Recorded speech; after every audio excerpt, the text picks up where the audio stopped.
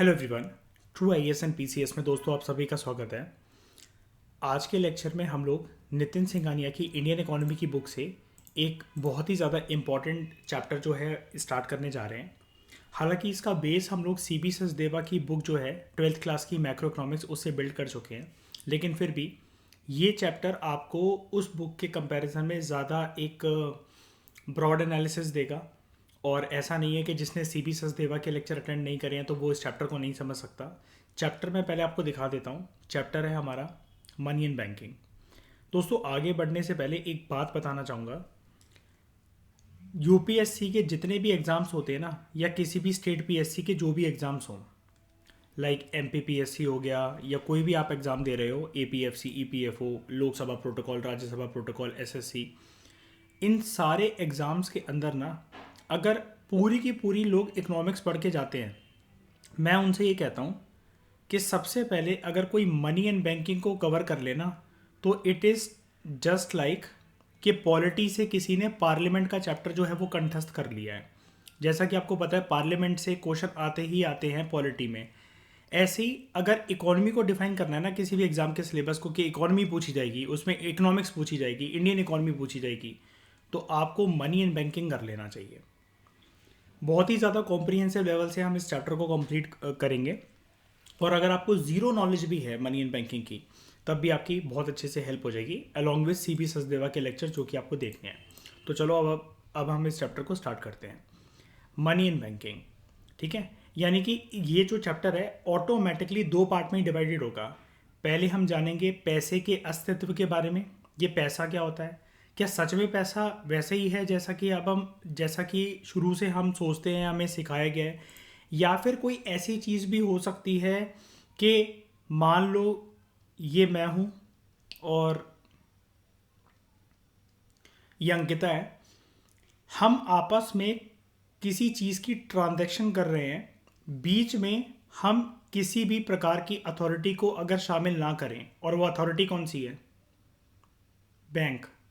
तो क्या वो हमारे लिए मनी की कोई फॉर्म होगी? इस चैप्टर में हम ये वाली चीज़ देखेंगे। एंड दूसरा एस्पेक्ट जो इस चैप्टर में डिवाइडेड है वो है बैंकिंग। आप सब कुछ जान जाओगे बैंकिंग के बारे में। बैंक दुनिया की सबसे बोरिंग जगह अगर कोई होती है तो होती है वो बैंक। पृथ्वी पे सबसे ज़्यादा मतलब वाहियात से वाहियात बंदी आपको इतना नहीं पकाएगी जितना एक बैंक पका सकता है आपको, ठीक है। तो दो एस्पेक्ट में ये चैप्टर डिवाइडेड है, एक मनी, एक बैंकिंग।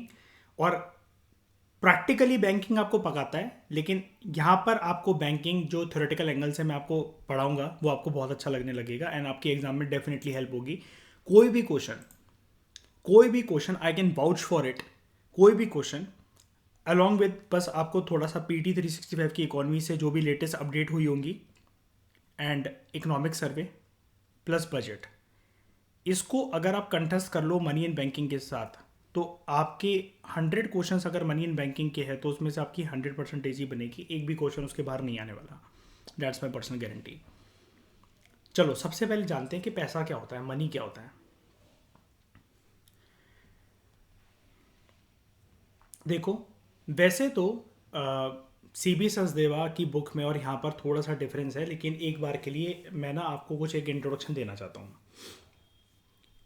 क्या मैं ऐसा बोल दूं कि मनी के अंदर एक सबसे बड़ी चीज़ ये होती है एक्सेप्टेबिलिटी।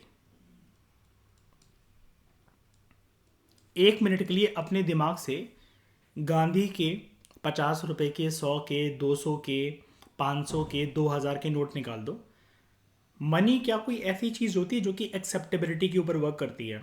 चलो उसको प्रूव करते हैं एक बार के लिए कि अगर मैं गांधी के नोटों को ना लेकर या सिक्कों को ना लेकर कंसिडर कर रहा हूं मैं किसी चीज़ को मनी, तो क्या वो मनी होगा? देखते हैं।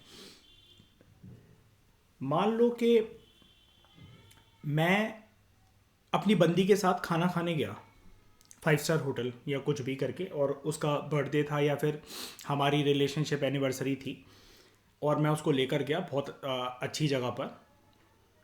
अब क्या हो रहा है, उस टाइम पर खाना वाना खा लिया, हम लोग उठने लगे और मैंने अपना क्रेडिट कार्ड दिया। अब वो कह रहा है कि स्वाइप नहीं हो रहा है, इसमें कोई दिक्कत हो रही है। मैं कहा ठीक है। कैश मेरे पास था नहीं, तो मैंने कहा आप कोई यूपीआई स्कैन दे दो या फ़ोन पे नंबर बता दो, मैं उससे पेमेंट कर देता हूँ। तो उसने वो दिया। अब वो कह रहा है कि बैंकिंग सर्वर इज़ डाउन, आपकी फ़ोन पे पेमेंट हो नहीं सकती है। जिन लोगों से मैं पेमेंट करवा सकता हूँ वो फ़ोन उठा नहीं रहे हैं। अब क्या बंदी के साथ जाकर किचन में उनके बर्तन थोड़ी ना मांजूंगा मैं? डीएसपी हूँ भाई, कुछ तो इज्जत होगी। अब होगा क्या इस केस में? जैसा कि आप लोगों ने पिक्चरों में देखा होगा, अगर कोई दो लोग खाना खाने गए हैं और अब शर्मिंदगी वाला माहौल छा गया मेरी आंखों के सामने कि ये क्या भाई, एक पेमेंट ही नहीं हो रही, ये भी ये सोचेगी कि भिखमंगा सा है क्या नहीं है। अब मुझे डर है कि मेरा रिलेशनशिप टूट ना जाए और इतनी क्यारा अडवाणी जैसी हॉट सी सुंदर सी बंदी मेरे हाथों से निकल ना जाए, जो कि मेरी गर्लफ्रेंड है। तो क्या करा जाए भाई? अगर मैं उसको ये बोलूँ कि भैया मैं आपको पेमेंट कर दूंगा, तब तक आप, जैसे पिक्चरों में आपने देखा होगा, तब तक के लिए आप मेरी घड़ी रख लो। एंड मेरी घड़ी, एक कंपनी है काफ़ी फेमस होती है, मैं आपको नाम बता देता हूँ, चलो आपके लिए रोलेक्स बता देता हूँ मैं। रोलेक्स या फिर यूलेस नार्डन की वॉच मैंने उसको दे दी। एक कंपनी होती है यूलेस नार्डन। रोलेक्स तो आप सभी ने सुना होगा, और मैंने पहन रखी थी, मैंने उसको दे दी। अब मैंने उससे कहा कि मैं आपके पास आऊँगा, शाम तक आऊँगा, कल तक आऊँगा, पैसे मैं आपको दे दूँगा, आप मेरी घड़ी वापस कर देना। क्या वो एक्सेप्ट कर लेगा इस ऑफ़र को? जाने देगा मुझे और मेरी बंदी को आराम से इतना करके? बताओ। चलो और इस पे से और सीधा कर देते हैं इस एग्जांपल को। मेरे पास एक रिंग थी गोल्ड की या सिल्वर की, सोने या चांदी की अंगूठी थी, इसको ले लेगा क्या? जब तक मैं उसको प्रॉमिस कर दूं कि हाँ मैं पैसा वैसा दे दूंगा, फिर आप वापस कर देना इसको। बताओ, मुझे जाना तो है ही ना, क्योंकि वहाँ से अब वो करके, और वो भी फिर ऐसा भी नहीं है, अब खाने का बिल ही बना है 7-8 हज़ार रुपये, 5 हज़ार रुपये, वो ऐसा थोड़ी ना वो करने जाने देगा या जो भी करने देगा। बताओ, पॉसिबिलिटी है ये? बिल्कुल है। यानी कि मनी का पूरा गेम ना एक्सेप्टेबिलिटी के ऊपर होता है। अब आप कहोगे ये चैप्टर में आप ये कहानियाँ क्यों पेल रहे हो अपनी और अपनी बंदियों की, और सुबह सुबह उठते साथ ही सुबह क्लास रख ली और आप 5 स्टार होटल, अपनी बंदी और अपना डिनर, अपना लंच गिनवा रहे हो? इसका आंसर अभी आपको इस चैप्टर में आगे चलकर मिल जाएगा कि बात जब एक्सेप्टेबिलिटी की ही आती है, तो क्या दुनिया में कोई ऐसी नई करेंसीज या नए form of system of money आ गए हैं क्या कि जो एक्सेप्टेबिलिटी के ऊपर वर्क करें? और अगर मैं किसी को एक चीज़ दे रहा हूँ और वो मान रहा है कि हाँ जी दीपांग, तुम्हारे हाथों से हमें ये मनी ही मिला है एंड इसके बदले में तुम हमसे गुड या सर्विस ले लो, तो जब उसको कोई दिक्कत नहीं है, तो साला बीच में आने वाला बैंक कौन होता है जो मुझे ये बताएगा कि मेरे इशू करे हुए करेंसी नोट्स को ही मनी मानो? गेटिंग माई पॉइंट और नॉट? समझ में आ रहा है? लेकिन देश में, चलो ये वाला सिनेरियो तो हो गया, जर्नली देश में क्या चलता है ये तो हो गई एक स्टोरी या फिर एक फ्यूचर ओरिएंटेड चीज़ के सारे लोग एक चीज़ को जो एक्सेप्ट करने लग जाएं वो एक मनी है या कुछ भी है। जैसा कि एक एग्जांपल और मैं आपको देता हूँ। मान लो कि अ, जैसे किसी के घर पर रेड पड़ी और जो आईआरएस ऑफिसर्स हैं, इंडियन रेवेन्यू सर्विस ऑफिसर्स हैं, वो उसके घर पे आए और सारे के सारे उसके जो संपत्ति है उसमें वो कैलकुलेट ये भी कर रहे हैं कि आपका कुल मिलाकर जितना हमारे पास रकम वसूलनी चाहिए थी इतनी नहीं वसूली गई है, जो भी करके, तो आपको अपनी गाड़ी या जितने आपने घर की लेडीज से बोलेंगे वो ऑफिसर्स के, आपने जितने गहने पहन रखे हैं, कुछ भी पहन रखे हैं, आपको यहीं छोड़ने पड़ेंगे जब तक इवैल्यूएशन प्रोसेस हमारा कंप्लीट नहीं हो जाता कि क्या हम आपसे उतना पैसा रिकवर कर पाए हैं या जितना हमें आपसे रिकवर करना था उतना ये कुल मिलाकर आपकी संपत्ति, गहने, गाड़ियों को या किसी भी चीज़ को मिलाकर हो रही है। तब तक आपको सब कुछ, सारा सामान इस घर के अंदर ही छोड़कर जाना पड़ेगा, इन घर पे सील लग जाएगा। ठीक है? तो यानी कि आपके पास कैश नहीं है सब कुछ देने के लिए, लेकिन वो आपकी गाड़ी को भी और ज्वेलरीज को भी, इन सबको वो कैश मान रहे हैं, उनकी कुछ ना कुछ वर्थ को इंक्लूड कर रहे हैं जितना अमाउंट आपको देना था या फिर आपसे वसूला जाएगा। ठीक है? लेकिन अब हम एक मुद्दे की बात करते हैं। अब हम थोड़ा सा ना प्रैक्टिकल दुनिया में आ जाते हैं, जैसा कि हम डेली लाइफ में, रोज़मर्रा के जीवन में हम लोग समझते हैं कि पैसा क्या होता है। देखो, ये तो हो गए कुछ rarest of the rare circumstances, लेकिन जर्नली पैसे का रूप वही होता है डेली लाइफ में जिसको ना सब लोग यूज़ कर रहे हो।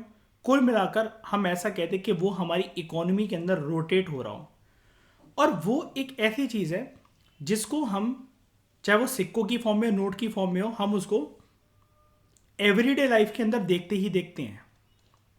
सवाल ये उठता है कि अगर मैं या आप मेरे को 50 रुपए का नोट दे रहे हो, 200 रुपए का नोट दे रहे हो, 2000 रुपए का नोट दे रहे हो, मैं आपसे क्वेश्चन ये पूछना चाहता हूं कि मैं इसे या आप इसे एक्सेप्ट क्यों करोगे? आप एक्सेप्ट क्यों करोगे इसे? हाँ, वो अलग बात है कि आप ये बोल सकते हो, या मैं आपको ये बोल सकता हूँ कि आपको मेरी अगर 2 लाख रुपए की पेमेंट करनी है तो आपसे बोलूँगा नहीं, 50-50 के नोट मत दो, 200 के मत दो, देख लो अगर है तो ऑनलाइन करवा दो ट्रांसफ़र, या फिर चेक दे दो, या जो मर्जी दे दो, इतने सारे पैसे के बंडल मत दो, ये किसी काम के नहीं है। ट्रांसफ़र करवाते करवाते मुझे काफ़ी दिन लग जाएंगे, इसको कन्वर्ट करवाते करवाते। वो एक रिक्वेस्ट होगी मेरी, वो भी हम आगे चल के देखेंगे। क्या मैं आपसे मना कर सकता हूँ? क्या मैं आपसे इस बात के ऊपर झगड़ा कर सकता हूँ? आप तो अड़ गए इस बात पे कि नहीं दिबांग, तुम्हारी 2 लाख की पेमेंट है, हम तो तुम्हें 50-50 के नोट में ही देंगे। तो क्या मैं इतनी सी बात पे आपके थप्पड़ लगा सकता हूँ जोर की गाल पे?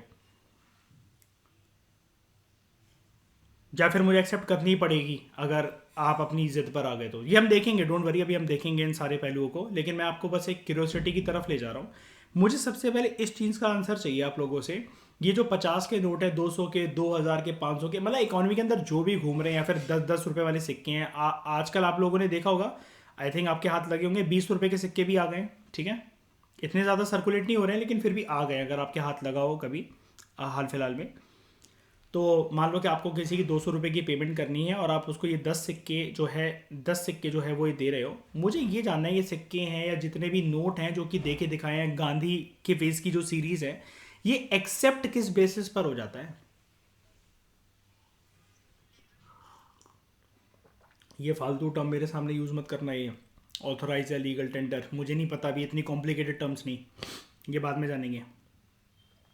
हाँ, ऑथराइज तो है, लेकिन और एक बढ़कर बोलो किसी को और आराम से अगर आपको समझाना हो तो। अंकिता, अंक हाँ हाँ जी। और फर्दर एक और टर्म यूज कर दो, अगर गवर्नमेंट रिकॉग्नाइज है तो, ऑथराइज है तो। सिंपल सा इसके ऊपर कानून बना हुआ है, कानूनी रूप से इसको एक्सेप्ट करना ही पड़ेगा। मिल गया सारी बातों का आंसर, है ना? कानून बना है, कानूनी रूप से एक्सेप्ट करना पड़ेगा। अंकिता, शाइनी, सब लोग एक बात का ध्यान रखा करो, जब भी आपसे कोई भी कुछ पूछा करे, ये हैबिट मैं इसलिए बिल्ड कर रहा हूँ इंटरव्यू में ना, यार उनको पता है किस बात का ज्ञान पेल रहे हो उनके सामने। प्रिम्स निकाल कर आते हो, मेंस निकाल कर आते हो, लिखने वाला पेपर निकाल चुके हो, ज्ञानी नहीं होते तो रूम में नहीं बैठे होते वहाँ पर। ईजी टर्म्स के अंदर उनको समझाओ ताकि उनको ये एक्सप्रेशन मिल जाए कि जब ये डिस्ट्रिक्ट में या बिल्कुल ग्राउंड लेवल पे जब ये बंदा या बंदी काम करने जाएंगे तो जनता से रूबरू होकर उनको आराम से ये चीज़ समझा पाएंगे। अब 10 रुपए का सिक्का, एक नौटंकी चली थी प्रदन्या अभी, और यूपी में भी चली थी। अर्पित, आपको पता होगा कि 10 रुपए का सिक्का एक्सेप्ट नहीं कर रहे थे बड़े सारे लोग, है ना? हम ये नहीं लेंगे, वो नहीं लेंगे, है ना? एमपी में सिक्के ही नहीं लेता कोई अभी भी। ये जो 2 रुपीज़ वाले सिक्के या 1 रुपीज़ वाले सिक्के ना, लेता ही नहीं है कोई, वहां पर रिजेक्ट कर देते हैं कि हमें नहीं लेना, आप 10 रुपए का नोट दे दो। अगर आप सिक्के दो भी ना तो कहते कोई बात नहीं, बाद में दे जाना, ये नहीं, सिक्के हमारे किसी काम के नहीं है, वो चलते ही नहीं है वहां पर। और मैं गर्मी की छुट्टियों में गया था, दादी के पास से ले आया था बहुत सारे भर भर के, कन्वर्ट करवा लिए थे मैंने उसको, 2650 रुपये समथिंग कुछ बने थे वो। अब लेकिन हम ये भी जानेंगे कि ऐसा कुछ है क्या कि कोई राज्य के लोग जो इसको रिजेक्ट कर दे रहे हैं, या फिर लोगों को अपने अधिकार ही नहीं पता कि आप इसको रिजेक्ट नहीं कर सकते, एक्सेप्ट करना ही पड़ेगा, वो देखेंगे हम, वो बात की कहानी है। लेकिन सबसे पहले एक कानून है इसके ऊपर कि ये जो चीज़ है, सरकार ने इसको ऑथराइज करा है कानून की मदद से कि ये चीज़ सर्कुलेट होगी एज फॉर्म ऑफ मनी। अब अगर सरकार ने कानूनी रूप से इसको सर्कुलेट करने के लिए बोला हुआ है तो अब देखो, अब आपको सारे आंसर मिल जाएंगे। कानून जो है, अगर आप उसको फॉलो करने से मना कर दो तो क्या मिलता है आपको? क्या मिलता है आपको?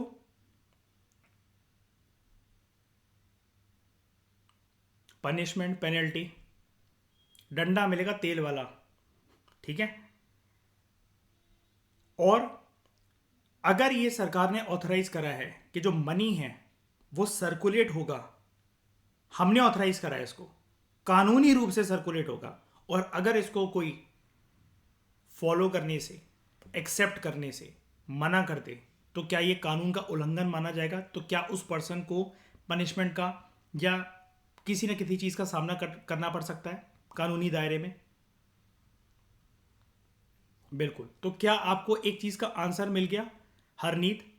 जिस जिस चीज़ को सरकार ने कह दिया है कि इतने वैल्यू की पेपर नोट्स और कॉइन सर्कुलेट अगर इकोनॉमी के अंदर होंगे, और जो मैंने अभी आपको ये यूपी और दिल्ली की कहानी बताई या एमपी की कहानी बताई कि लोग इसको मना कर रहे हैं एक्सेप्ट करने से कि हम नहीं करेंगे या कुछ कोई भी नहीं करेंगे, क्या हम इन लोगों की कंप्लेन कर सकते हैं? बिल्कुल कर सकते हैं। ठीक है। और क्या ये कानून का उल्लंघन कर रहे हैं क्या? बिल्कुल। अब वो हम देखेंगे कि किस हद तक पर्सन रिजेक्ट कर सकता है। कि अब एक बार बताओ ना, ये भी तो चीज सुनने में बहुत अटपटी सी लगती है प्रतन्या। ये सारे लोग के 2 करोड़ की पेमेंट करनी है किसी को, है, और अब वो एक एक रुपए के कह रहा है कि सिक्के दूंगा मैं। ये कौन सी बात हुई यार? फिर बहुत ज्यादा झंझट वाला काम नहीं हो जाएगा? मैं इसके लिए आपको एक चीज बता देता हूं। यूट्यूब पे हरनीत कुछ कुछ ऐसी प्रैंक वीडियोस देखी हैं आपने कि एक गरीब आया वो सिक्के लेकर और वो लेकर और आईफोन लेने चला आया? एक प्रैंक वीडियोस ऐसी बड़ी सारी है, पाकिस्तान की भी इंडिया की भी ऐसी प्रैंक वीडियोस। किसी ने देखी हो? वो शोरूम का जो मालिक है वो मना कर देता कि भाई साहब ये क्या कर रहे हैं, मतलब इतने सारे सिक्के के हम क्या करेंगे? हाँ, प्रदन्या ने देखी हैं। प्रदन्या, यस, इंस्टाग्राम पे जो रील बनाती है उसमें तो सब कुछ ही देखा होगा। तुम भी क्रिएट कर सकते हो ऐसा कंटेंट, तुम भी करना प्रदन्या, जनकपुरी के सारे शोरूम्स में। ठीक है, जोक सपाट। लेकिन मनी जो है वो कोई भी ऐसी चीज़ होती है जिसको कानूनी प्रक्रिया से ये बोल दिया गया हो, it will work as a medium of exchange. Medium of exchange मतलब क्या?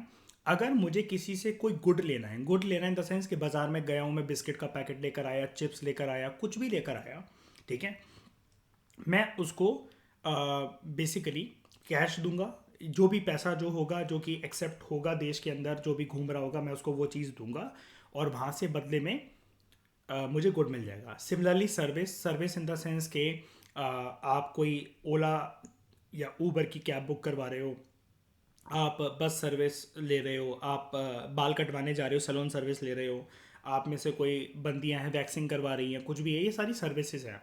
तो आप उनको अगर बदले में इन सर्विस, जो आपको पर्सन सर्विस दे रहा है, उनके बदले में अगर आप उनको एक ऐसी चीज़ दे रहे हो जो कि सरकार ने बोल रखा है कि yes it will work as a form of money, it has a backing by law, तो वो it will work as a medium of exchange.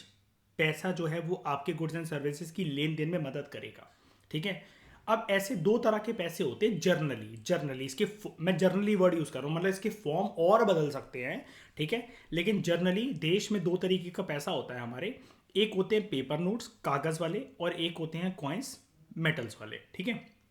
Notes और जो कॉइन्स हैं, इनके लिए एक टर्म होती है, जैसा कि शाइनी ने बोला था कि it has the authority of the government, और मैंने इस चीज़ को और इलेबोरेट करके ये बोला कि लॉ की बैकिंग है इसके पीछे। कानूनी रूप से आप मना नहीं कर सकते, कानूनी रूप से देश में जो सर्कुलेट हो रहा है बिल्कुल ठीक है ये।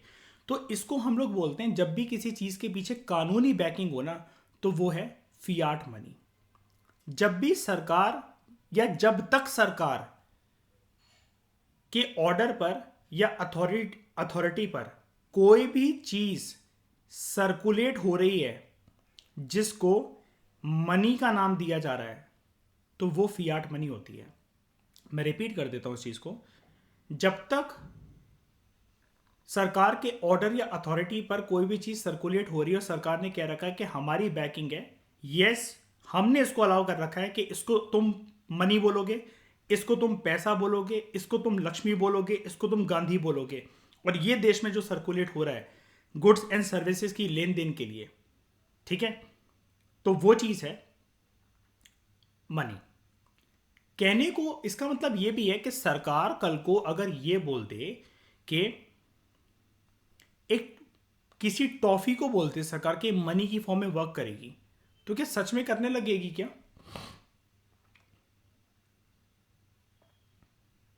क्यों भाई, करने लगेगी यार। अगर उसने अथॉरिटी और उसकी कमांड है तो वो फियाट मनी की तरह वर्क करेगी ना। नो, किस बात का नो बोल रहे हो?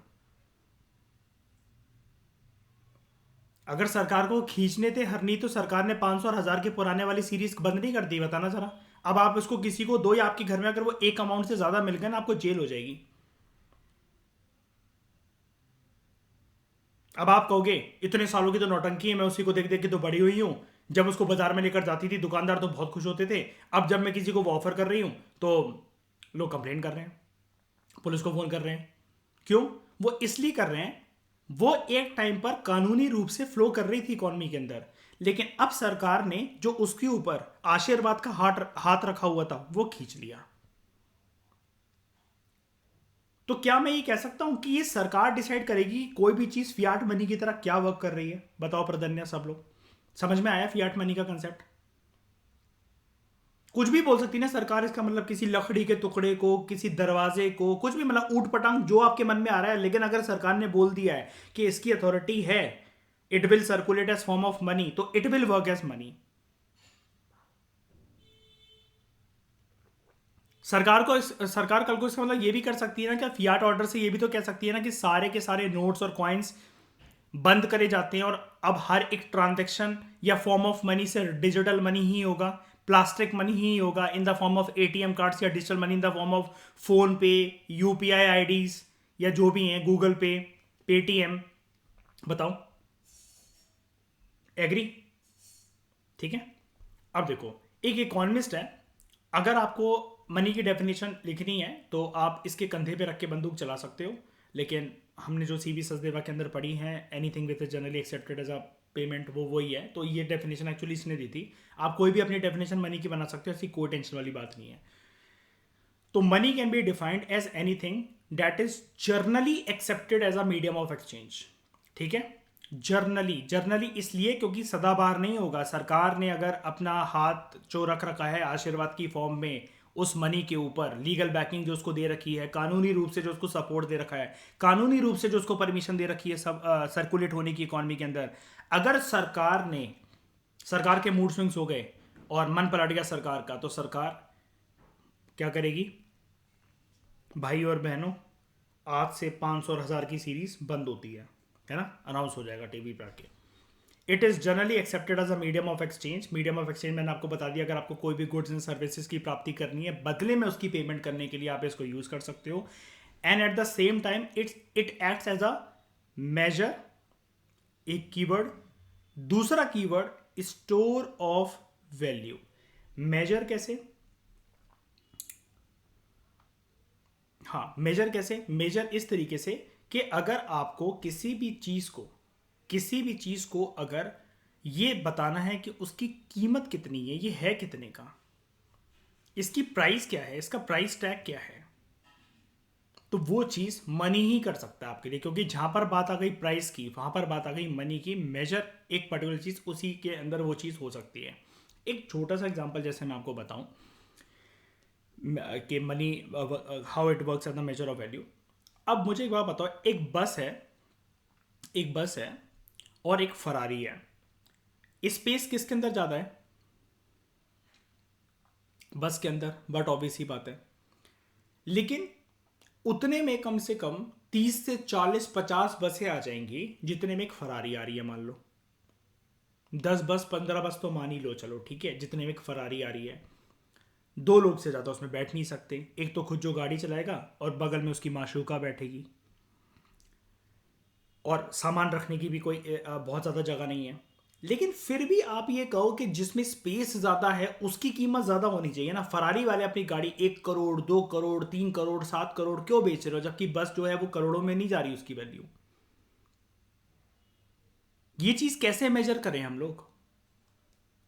वो चीज़ हम मेजर करेंगे साइज देखकर नहीं, स्पेस देखकर नहीं, उसका आकार देखकर नहीं, लोग कितने भर सकते हैं उसके अंदर ये देखकर नहीं।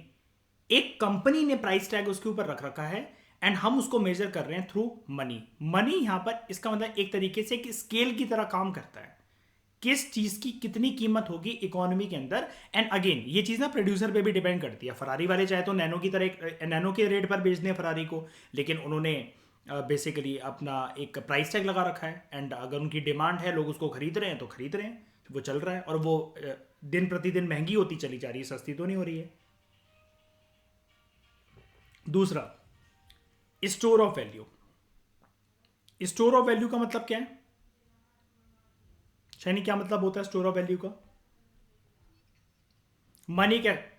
हाँ, मनी एक एसेट की तरह है जिसको आप ना बेसिकली आप इसको स्टोर कर सकते हो, आप इसको सेव कर सकते हो, आप इसको बचा सकते हो।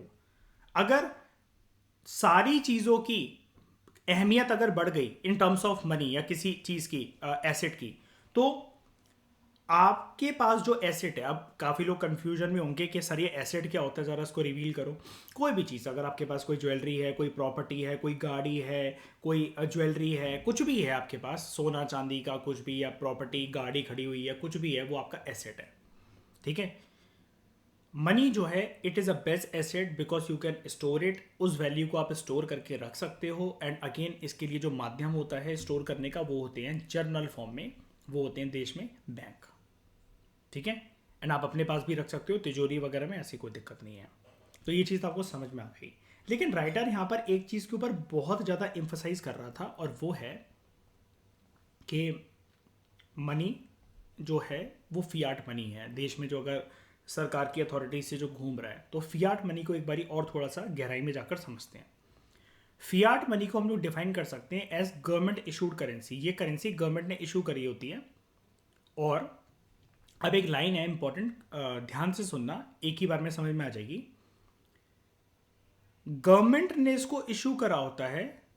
ये जो कोई भी देश में फिजिकल कमोडिटी होती है, लाइक सोना या चांदी, उसकी बैकिंग पर निर्भर नहीं करता मनी का अस्तित्व। कहने का मतलब क्या है, मैं आपको आगे चलकर एक चीज पढ़ाऊंगा। आरबीआई ना, आरबीआई के पास पावर होती है नोट प्रिंट करने की, ये आप सब जानते हो। ठीक है। आरबीआई लेकिन ऐसा नहीं होता कि अंधाधुंध कभी भी आज मन हो रहा है मेरा, आज मेरा मूड खराब है, चलिए अब 2-2 हज़ार के नोट मुझे छापने हैं। आरबीआई का गवर्नर आया, उसने 200 के नोट के बटन पे प्रेस कर दिया, 2,000 के नोट वाली मशीन पे प्रेस कर दिया, और ऐसे ही नोट छपते चले जा रहे हैं। नहीं, आरबीआई को जब भी कोई भी प्रिंटिंग करनी होती है ना, तो उसको ना बैकिंग देखनी होती है। अभी बताता हूँ बैकिंग, 2 मिनट में अभी समझ में आ जाएगा कि उसको जो प्रिंट करना होता है वो उसको बिल्कुल बैलेंस कर कर चलना होता है, सी सॉ की तरह। पार्क में जैसे सी सॉ होता है ना, बिल्कुल उसको एक इक्वालिटी पे बैलेंस करके चलना होता है। गोल्ड और सिल्वर की बैकिंग, अभी के लिए आप इतना समझ लो, यानी कि एक पर्टिकुलर अमाउंट ऑफ सोना चांदी अगर देश की तिजोरी से कम हो जाए, उसके बाद आरबीआई नोट प्रिंट करना स्टार्ट करता है कि उसकी, ताकि भरपाई हो सके, उतना बैलेंस रहे। यानी कि एक एग्जांपल के लिए समझ लो, इसको दिल से मत लगाना इस एग्जांपल को, ना ही इसके कोई नोट बना लेना। 200 किलो सोना चांदी हमारे देश में मान लो फॉर एग्जांपल, तो 200 किलो सोना चांदी का जितना रेट होगा, उतने वो नोट जो है, कितने भी उसकी वैल्यू हो सकती है, 1 ट्रिलियन, 1 करोड़, 10 करोड़, जो भी है, उतने नोट या उतने वैल्यू के नोट आरबीआई प्रिंट करके रखेगा। यानी कि आरबीआई के पास जो नोट की प्रिंटिंग पावर है ना, वो गोल्ड और सिल्वर की बैकिंग पे डिटरमाइन करती है। आरबीआई अंधाधुंध पैसा नहीं कर सकता, सर्कुलेट नहीं कर सकता, इशू नहीं कर सकता। पहली बात है, इशू की तो अथॉरिटी होती नहीं, उसके बाद प्रिंट की अथॉरिटी होती है, वो नहीं कर सकता ऐसा। लेकिन सरकार जब भी जो है किसी करेंसी को इशू कर रही है और वो ये बोल रही है it will work as a fiat money, it will circulate, ठीक है, एज फॉर्म ऑफ मनी, तो सरकार को किसी प्रकार की बैकिंग नहीं चाहिए होती है कि देश की तिजोरी में सरकार के पास इतना सोना या चांदी हो, तभी हम किसी चीज़ को अलाउ करेंगे करेंसी सर्कुलेशन के लिए, तभी हम डिनोमिनेशंस लेकर आएंगे 50 के नोट की, 100 के नोट की, 500 के, 200 के, 2,000 के। ऐसा नहीं होता। सरकार is free to issue anything which it considers right as form of money, वो है फियाट मनी। अब क्या होता है, एक इंपॉर्टेंट बात सुनना, जो मनी होता है ना, ये जो फियाट मनी होता है, it does not have any intrinsic value. अब ये लाइन थोड़ी सी ना आपको असमंजस में डाल सकती है, कंफ्यूजन में डाल सकती है। इंट्रिंसिक वैल्यू का मतलब ये है, अगर 2,000 रुपये का नोट है मेरे मेरे सामने, तो हरनीत मुझे ये बताओ, ये 2,000 रुपये का नोट किस धातु से बना है, इसकी पहचान क्या है, दूर से अगर मैं इसको टच करूं तो क्या फील होगा, किस चीज से बना है? पेपर। सिमिलरली, अगर मैं एक 10 रुपये का या 20 रुपए का सिक्का पकड़ूं, वो किस चीज से बना है? मेटल। अब यहां पर ये जो लिखा हुआ है द फियाट मनी या फिर money does not have any intrinsic value, ये लाइन कंप्लीट नहीं है। यहां पर इंट्रिंसिक वैल्यू ऐसा नहीं होता कि बिल्कुल ही नहीं है, भाई होती है इंट्रिंसिक वैल्यू। ये पेपर की कुछ ना कुछ तो कीमत होगी, 1 पैसा होगा, 0.1 पैसा होगा, कुछ तो कीमत होगी। इस मेटल की क्या कोई कीमत नहीं होगी? बिल्कुल होगी। लेकिन राइटर आपको यहां ये समझाना चाह रहा है, उससे टोन थोड़ी सी गड़बड़ी हो गई राइटर से। वो आपको ये बताना चाह रहा है, ध्यान से सुनना मेरी बात, बिल्कुल कानों के पट खोलकर, कि एज कंपेयर टू पेपर, जितनी एक लागत आई, जितनी एक कॉस्ट आई पेपर को यूज करने के लिए, 2000 रुपए का नोट बनाने के लिए, उसके कंपैरिजन में इसकी जो फेस वैल्यू है वो बहुत ज्यादा है। उसकी जो फेस वैल्यू वो बहुत ज्यादा है। पेपर कितने का होगा एक्सपेक्टेड? चलो आप ज्यादा से ज्यादा कॉस्टली से कॉस्टली पेपर अगर कह लो, मान लेते हैं एक बार के लिए, एग्जाम्पल के लिए मान लेते हैं 10 रुपए का, 5 रुपए का पेपर यूज हुआ होगा एक अच्छी क्वालिटी का 2000 रुपए का नोट बनाने के लिए, मान लो। हम पूरा बिल्कुल एग्जैजरेटेड अमाउंट पे चले गए, बताओ 10 रुपए, 50 रुपए, 100 का हुआ होगा ना यूज है। अगर हम इस 100 रुपए की लागत को निकाल दें कि 2000 रुपए की जो प्रिंटेड वैल्यू है, तब भी कितने रुपए बच रहे हैं हमें? 1900। ये चीज सबको समझ में आई? ये चीज सबको समझ में आई? एक बार कंफर्म कर दो वरना फिर से बताऊं, जल्दी बोलो। ये देखो यार, देखो इंट्रिंसिक वैल्यू वो चीज होती है, देखो दो होती है, एक होती है फेस वैल्यू जिसको एक्सट्रिंसिक वैल्यू बोलते हैं, एक होती है इंट्रिंसिक वैल्यू। वो बनी किस चीज से है? वो बनी किस चीज से? ये बना है पेपर से। अब मुझे क्या बताओ, इस पे लिखा हुआ है 2000 रुपए, पेपर 2000 रुपए का यूज हो गया क्या? 2000 रुपए का पेपर यूज हो गया एक नोट को बनाने के लिए? क्या कह रहे हो हरनीत, हो गया है? नहीं ना, बिल्कुल नहीं ना। तो यहां पर वो ये कह रहा है कि money does not have any intrinsic value. वो बेसिकली आपको ये नहीं कहना चाहिए था इसको, it does not have any, ऐसा नहीं होता, गलत है ये। कुछ उसकी इंट्रिंसिक वैल्यू होती है पेपर के लिए, पेपर को यूज करने के लिए कुछ तो लागत आई होगी ना आरबीआई के ऊपर, कुछ तो पैसा लगा ही होगा। सिक्के अगर मिंट हो रहे हैं तो उस मेटल के लिए कुछ तो लागत आई होगी। लेकिन अगर उसकी फेस वैल्यू 2000 रुपए की या 200 रुपए की, तो पेपर इतना यूज नहीं हुआ ना। तो as compare to face value intrinsic value कम हो गई ना। बताओ, ये चीज समझाना चाह रहा हूं बस मैं। समझ में आई प्रधान, आपको समझ में आई? इंट्रिंसिक वैल्यू मतलब जिस चीज से कॉइन्स और जो करेंसीज हैं वो बने हैं, और फेस वैल्यू जो उनके ऊपर छपा हुआ है। ठीक है, आगे बढ़ते हैं। For example, value of currency notes and coins, it is not based on the production cost. ये प्रोडक्शन कॉस्ट के ऊपर बेस्ड थोड़ी ना है। मतलब आपको राइटर ये कह रहा है, इस चीज से आप एग्री करोगे आप, अतिथि ध्यान से सुनना।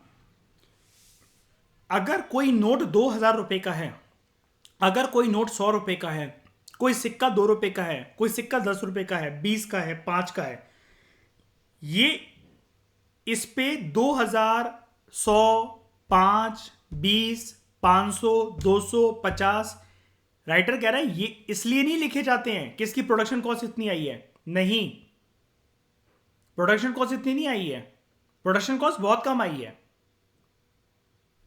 इसकी फेस वैल्यू जो है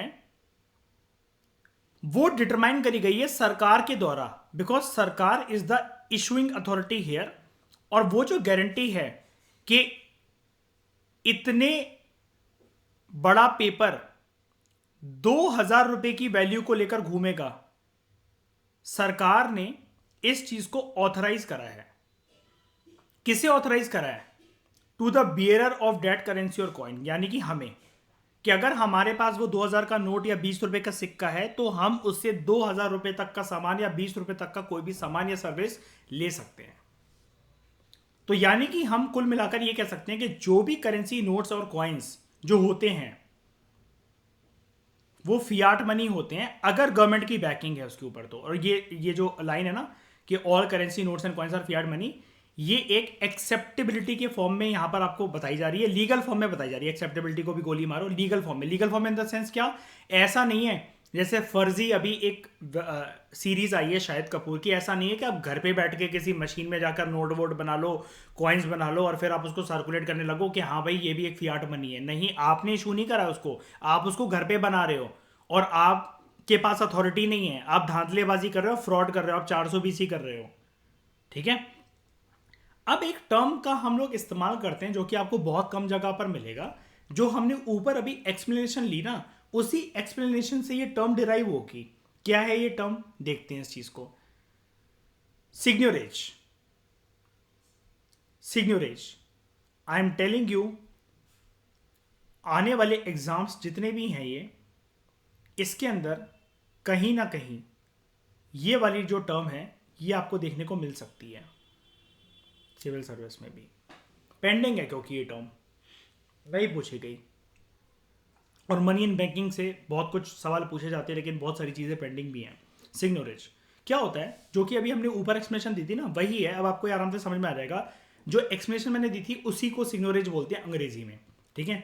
सबसे पहले एक एग्जाम्पल के तौर पर पकड़ो, किसी भी चीज़ की एक फेस वैल्यू है, 2000 के नोट की एक फेस वैल्यू है। क्या है, 2000 रुपए की नोट की फेस वैल्यू 2000 है, क्योंकि उस पर लिखा हुआ है 2000, तो वो 2000 हो गई। ठीक है। लेकिन क्या, अब फिर से मुझे बताओ हरनीत, प्रोडक्शन कॉस्ट इतनी आई है क्या? 2000 रुपए के जिस पेपर के ऊपर हमने 2000 रुपए लिखा है, तो क्या वो पेपर की कीमत 2000 रुपए ही है क्या? इसलिए 2000 रुपए लिखा हुआ है क्या उसके ऊपर? नहीं, क्यों? अगर ऐसा होता तो फिर 500 रुपए का भी पेपर कम तो है नहीं, 200 का भी फिर कम तो है नहीं, वो भी उसके आसपास की क्वालिटी का ही होता है।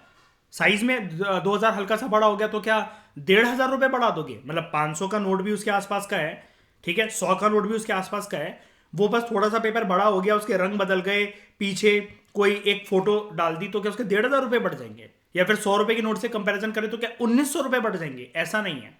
एक्चुअल प्रोडक्शन कॉस्ट जो आरबीआई को आती है करेंसी नोट को बनाने के लिए, वो 3 रुपए 50 पैसे आती है। ठीक है। अब आप क्या करो, जो फेस वैल्यू है उसमें से एक्चुअल प्रोडक्शन कॉस्ट को माइनस कर दो। तो face value minus actual production cost जो होती है वो सिग्नोरेज होती है। और ये जो सिग्नोरेज है ना, अगर आपसे कल को कोई पूछे, ये कैसा क्वेश्चन आएगा, सिग्नोरेज जैसा नहीं आएगा कि किस में से क्या माइनस होता है क्या होता है। ये बचकांड सवाल ऐसे नहीं होते। सवालों की भी एक स्टैंडर्ड टोन होती है पूछने की। ये कैसे पता लगती है? प्रीवियस ईयर क्वेश्चन पेपर से। ठीक है।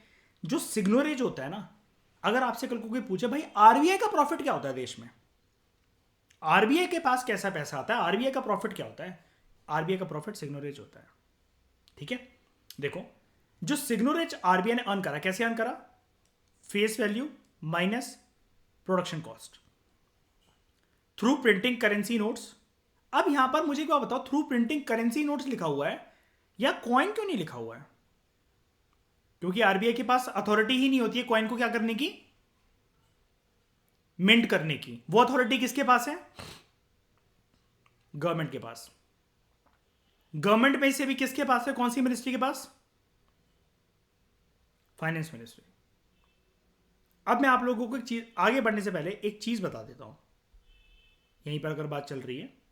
देखो, देश में जितने भी पेपर नोट्स हैं, पेपर नोट्स हैं, ध्यान से सुनना मेरी बात। अब कौन कौन से पेपर नोट होते हैं, एक बार ना कंपाइल कर लेते हैं इसको। बोलते चलो, बोलते चलो। 1 रुपये को 1 मिनट के लिए साइड कर देते हैं, 1 रुपये के नोट को। 2 रुपये का नोट, अगला बोलो। 5 रुपये का नोट, अगला बोलो। 10 रुपये का नोट, अगला बोलो। 20 रुपये का नोट, नेक्स्ट। अबे बोलते चलो, भिखमंगे हो क्या, कभी देखी नहीं पैसे? हाँ। 50 रुपये, हाँ। 100 रुपये, 200, 500, नेक्स्ट। 1000 भी है? 1000 कौन बंद कर गया?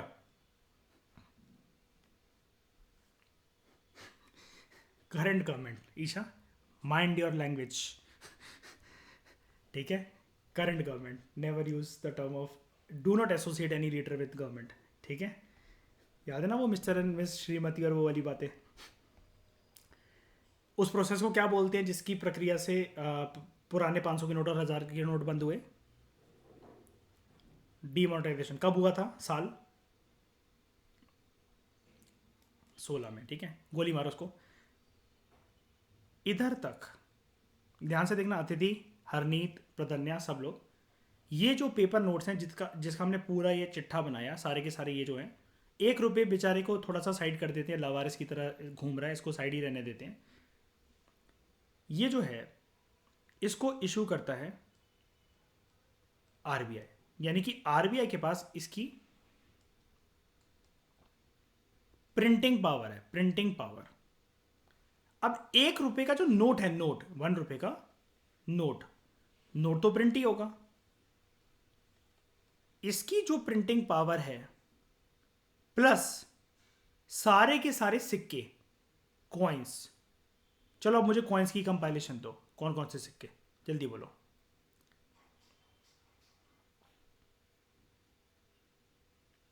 सबसे पहले देखो, बंद नहीं हुआ है, मैंने बताया था 50 पैसे का सिक्का लगता है हमें सर्कुलेशन में नहीं है इस वजह से, ठीक है, बंद नहीं हुआ है, 50 पैसे का सिक्का। उसके बाद अगला 1 रुपये, अगला 2 होता है, हमारे यहाँ 2 होता है अरनीत, 2 रुपये का भी आता है हमारे यहाँ, ठीक है। हाँ प्रधन्य, मुझे पता है, आप तो बधाई दो कि वो लिख रही है बेचारी, 1 रुपये 2 रुपये, ठीक। नेक्स्ट 5, फिर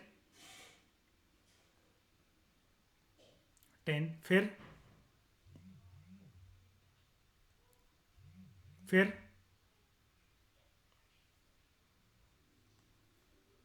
नहीं, 150 का है, पेंडिंग है थोड़ा सा भी, ठीक है।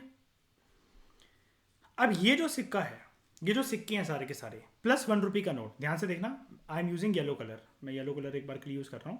एक तो ये प्लस ये सारे के सारे सिक्के। सिक्कों के लिए दोस्तों एक टर्म यूज होती है, सिक्के प्रिंट नहीं होते, सिक्कों की मिंटिंग होती है, मिंटिंग, ठीक है। इनको इशू करने वाली, सॉरी मतलब ये 1 रुपये के नोट को प्रिंटिंग की पावर और सारे के सारे कॉइन्स की मिंटिंग की पावर, ये होती है पावर गवर्नमेंट ऑफ इंडिया के पास, under which ministry? Finance ministry. अब 1 रुपये के नोट पर किसके सिग्नेचर होते हैं?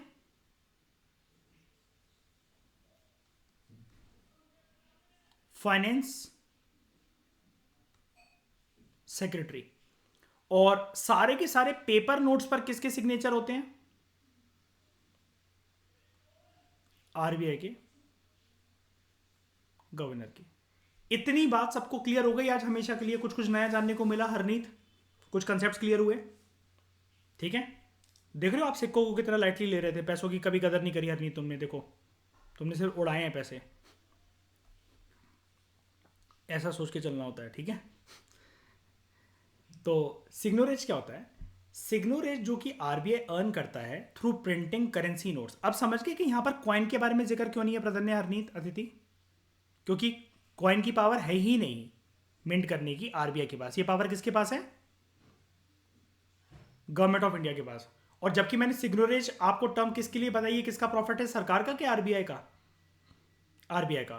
तो इसलिए कॉइन की डिबेट को हम यहां से खत्म करते हैं, वापस आते हैं अपने मुद्दे पर। Seigniorage earned by RBI through printing currency notes, ये एक मेजर सोर्स ऑफ प्रॉफिट या सरप्लस होता है आरबीआई के लिए, रिजर्व बैंक ऑफ इंडिया के लिए।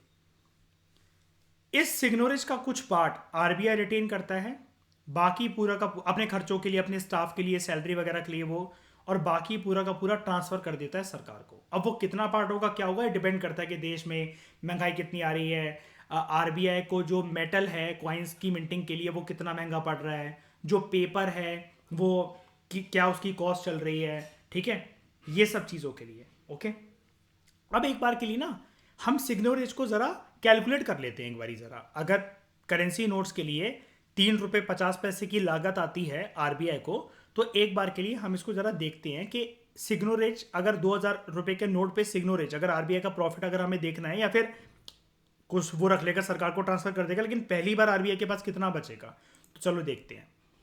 मैं कैलकुलेटर ओपन कर रहा हूं आपके सामने, और ये रहा, ठीक है। पहले ये देख लो, ₹2000 लिखा हुआ है ना यहाँ पर फेस वैल्यू, तो चलो ₹2000। इसमें से माइनस करना है मुझे, माइनस प्रोडक्शन कॉस्ट को, जो कि है ₹3.50, माइनस 3.50, ये क्या निकल कर आया, 1996.5। ये क्या है, अभी ₹2000 के नोट पर आरबीआई को ये क्या प्राप्त होता है, आप इसको क्या कहोगे, सिग्नोरेज, ठीक है। क्या ये पूरा रख लेता है आरबीआई क्या, नहीं, लेकिन कुछ पार्ट रखता है, लेकिन फिर भी क्यों रखता है,